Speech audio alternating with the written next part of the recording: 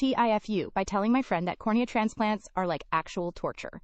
So a friend of mine had mentioned to me that she was getting a cornea transplant, and I was drunk, and I guess my face showed a lot of concern, and she wanted to know. I tried to play it off, but she begged me to tell her, and I foolishly did, so I said that my dad said his was like torture, and it was excruciating, that you could feel everything when they're cutting your eye.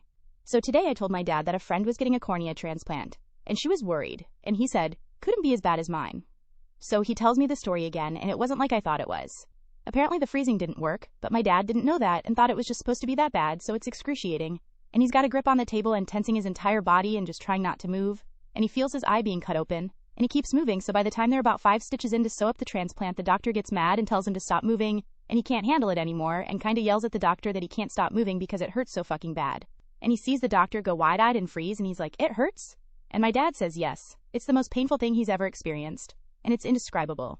The doctor leaves and comes back and says it's not supposed to hurt, but there's nothing they can do besides trying to use the freezing needle again.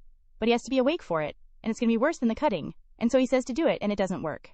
And they have to do the other 20 or so stitches anyway. Basically a fucking horror movie. So I called my friend and told her that I was wrong and it's not going to hurt.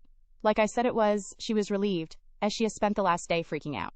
TLDR, told my friend about my dad's horror story surgery right before her surgery. Edit for paragraphs.